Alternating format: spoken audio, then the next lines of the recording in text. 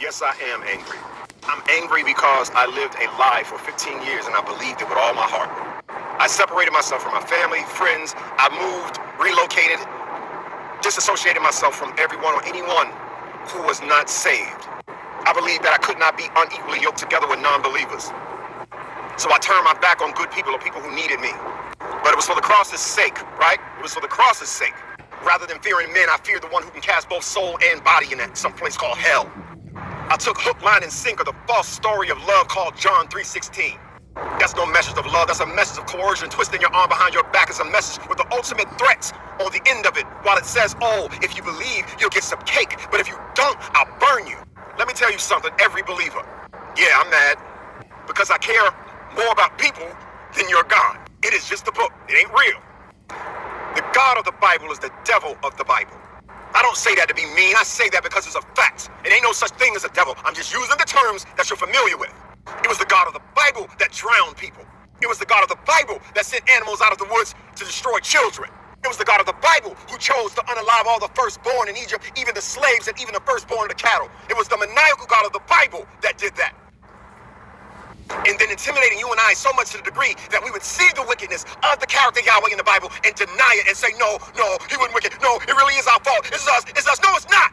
Do you know how many people are on the brink of suicide or have committed suicide because they battle within themselves, wondering why a loving God made them the way that he did, but yet because of how they were taught, God, you in your own word condemned me and you made me this way? Do you know how many people are miserable and terrified of the monster in the closet? They can't live their life because they fear that this wicked beast is going to destroy them because they won't find him while he's playing hide and seek. While there's no evidence that he even exists, or if it's a he, it, she, they, them. We don't know. But keep in mind, this proverbial God is the one that created you and I this way. And then the writers said in the book that he established the end from the beginning, that none of this is done outside of his will. So here's what I want to say. First of all, to all you beautiful people out there, ain't nothing wrong with you. You weren't born in no sin, shaped in no iniquity with some death sentence on you simply because you were born. If a programmer developed a piece of software that had a virus, we would think something was wrong with that developer if we saw them going crazy over the software and stomping and jumping up and down like saying, what's wrong with you, software? What's wrong? All right, Shalom. First off, I want to start up by saying all praises, honor, and glory is due to Yahweh by Hashem Yahushai by Hashem HaKadosh. That's all praises to the Lord, calls God. His true name in the Hebrew is Yahweh, by Hashem meaning in the name, Yahushai being the name of the only begotten Son. Double honors to the elders and apostles of Great Millstone. Peace and mercy to the hopeful elect. Preaching his word and truth and sincerity. I'm the brother Tazabah of the Great Millstone, Arizona camp. Lord will with another video to edify.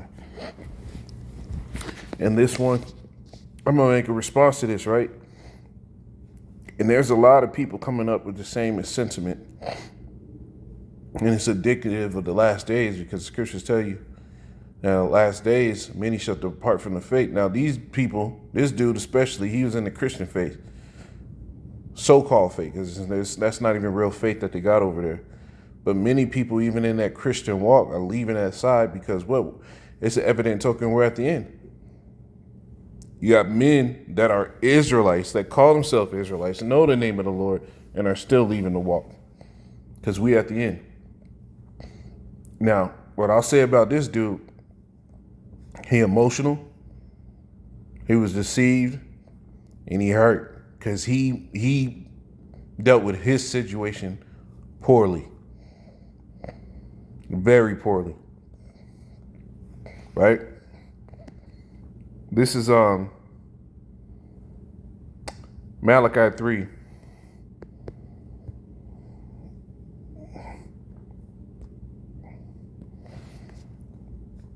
In 13 it says, your words have been stout against me, say Yahweh.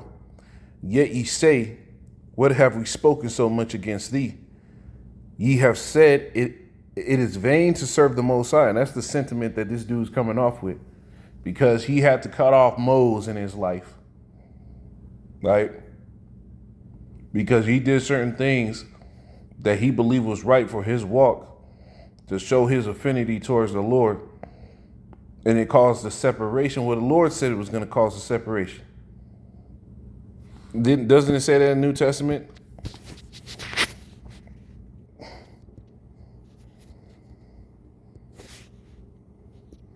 This is Luke 6:22. It says, but ye are but blessed are ye when men shall hate you, and when they shall separate you from their company, and shall reproach you, and cast out your name as evil for the Son and man's sake.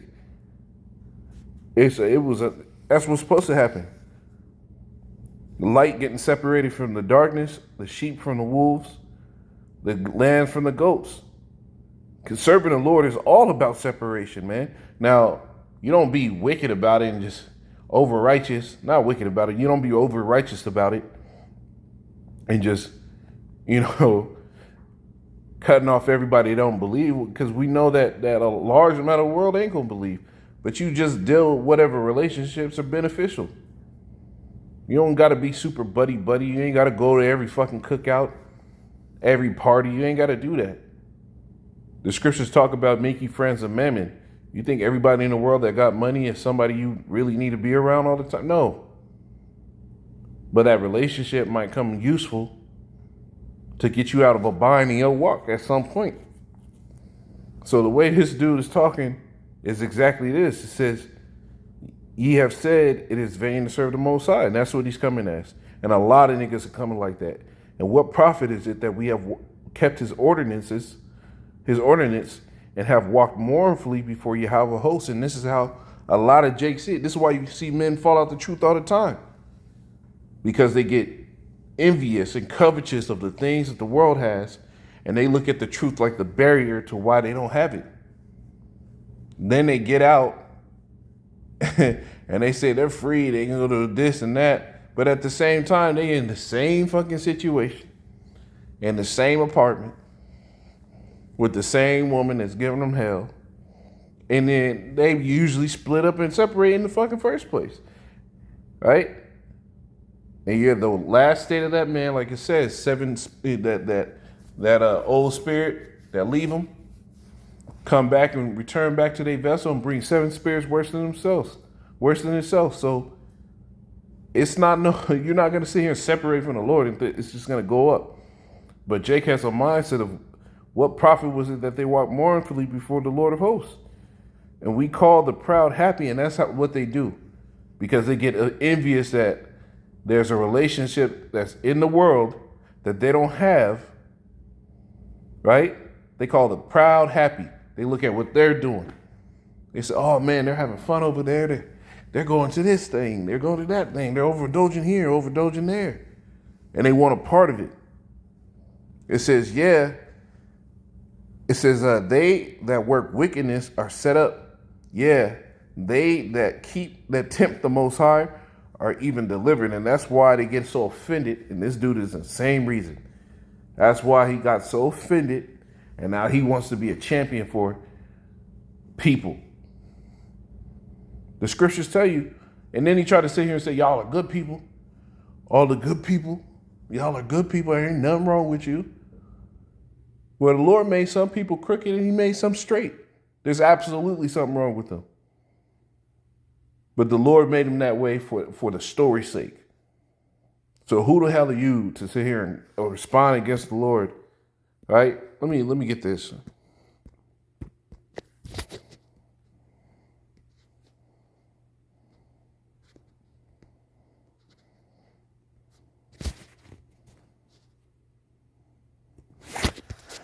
Isaiah 10:15, shall the axe boast itself against him that heweth therewith? Or shall the saw magnify itself against him that shaketh it? As if the rod should shake itself against them that lift it up?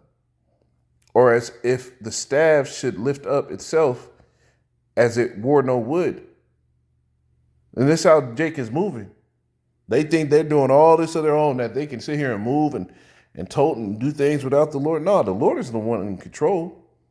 And he's right. The Lord was the one that flooded the world. The Lord was the one that called the she-bears and tore up those kids. Right? The Lord is the one that put in these scientists to make the nuclear bombs. And he's going to be the one that sends the angels to work on the minds of the kings to bring this destruction upon this world. So with all that power, who are you to respond against the Lord, man? Who are you? The Lord has all that power and more. And it's his right to wield it however he will. Who are you? Romans 1:21 says, because when they knew the Most High, they glorified him not as the Most High, neither were thankful. You see, these dudes knew who the Lord was and they never glorified him as the Most High, man.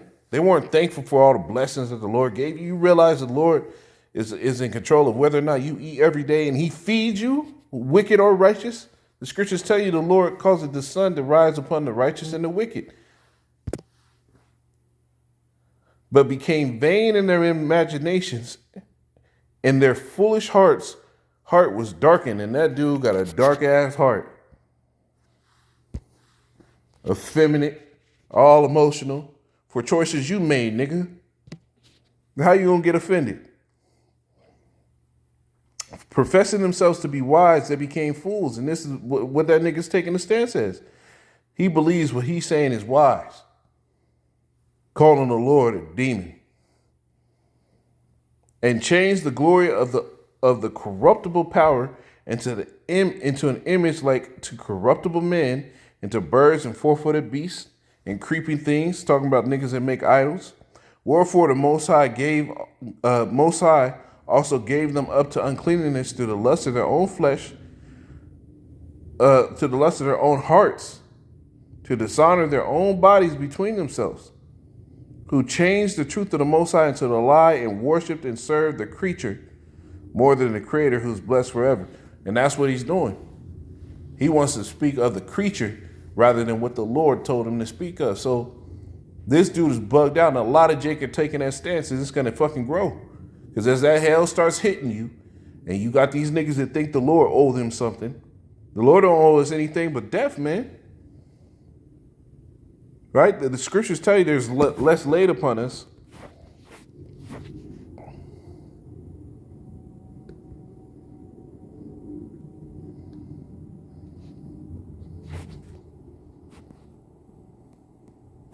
Job 11:6, it says, in that he would show the secrets of wisdom, that they are double and that which that they are double to that which is.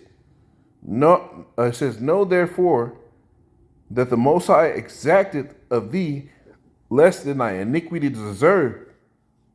Right? We really deserve death. We really deserve death, man. And you got Jake that's going to be walking around like the Lord owe him something, so they're going to be offended when those trials come. Right? And that spirit is growing in this earth because what? This is that Edomite kingdom and niggas are following Esau's lead, man. Right? And now this dude's a champion for moles and all this other stuff. Well, this is Romans 1 and 31. It says, without understanding, covenant breakers, without natural affection, and implacable, unmerciful, who knowing the judgment of the Most High, that they which commit such things are worthy of death. And that dude knows the judgment. A lot of you niggas know the judgment. There's another video that the elder had made about some nigga woman that wanted to use a filter to block her face, showing that she has some shame to what she's saying. She don't want nobody to come up against her, so she hides her face. And in the same breath, she's an Israelite that's bisexual. It says God put it on her spirit to preach that this is something. You, Jake, are about to get put to death by the Lord, man. In many ways. Who knowing the judgment of the Most High, that they which commit such things are worthy of death, not only do the same, but have pleasure in them that do them. And that dude is in that same lot, and a lot of Jake is. James 4. Hey, you Jake that's after and stood up for Alazar after the Pegasus escapade. You took pleasure in them that do them. You can't do all that wickedness and all the receipts be there and niggas still stand up for them, man. It's James 4:4. It says, "You adulterers and adulteresses, know ye not that the friendship of the world is enmity of with the Most High?" Right? You sitting there want to be a champion for the people more than a champion for the Lord. You're in friendship with the world. You've made yourself an enemy with the Lord. So watch when that hand starts swinging against you. Whoso therefore will be a friend of the world is an enemy of the Most High. Do ye think that the scripture saith in vain, the spirit that dwelleth in us lusted to envy? Right? It don't say that in vain. Right? But for bros that consistently are trying to work on those things and get rid of them, it says, "But he giveth more grace, wherefore he saith, the Most High resisteth the proud," and that dude is proud, "but giveth grace unto the humble. Submit yourselves, therefore, to the Most High. Resist the devil, and he will flee from you. Draw nigh to the Most High, he will draw nigh to you. Cleanse your hands, ye sinners, and purify your hearts, ye double-minded. Be afflicted, and mourn, and weep. Let your laughter be turned into mourning, and your joy into heaviness. Humble yourself in the sight of the Most High, Yahweh Ba'ashem Yahushai, and he shall lift you up." Was this a humble expression at all? No, you just justified the wicked and condemned the just. That's an abomination of the Lord, man. It's James 1:13. It says, "Let no man say when he is tempted," because he covered the fact that, hey, the Lord predestined people to have these certain lives. Yeah, he did. He did. Right? The Lord made it so that this person was going to be righteous and this person was going to be wicked. You can't say that the Lord tempted you, though, because look what it says. It says, "Let no man say when he is tempted, I am tempted of the Most High, for the Most High cannot be tempted with evil, neither tempteth he any man." Right? Yeah. He didn't tempt you to do any of your wickedness. The Lord wasn't there sitting there saying, "Oh, come do this, come do that." No, you had that in your mind already. It says, "But every man is tempted when he is drawn away of his own lust and enticed.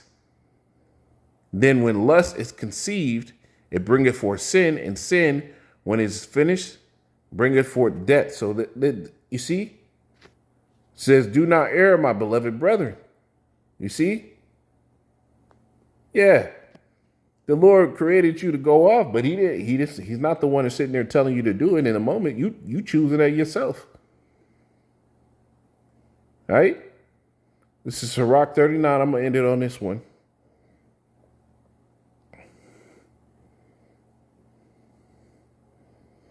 In 24, it says, "As his ways are plain unto the holy, so are they stumbling blocks unto the wicked." And that dude fell into the stumbling block.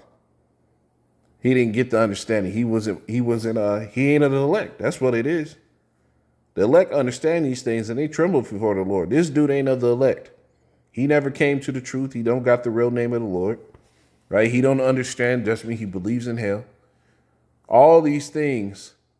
And then the fact that you got to separate yourself from the world was a stumbling block to him.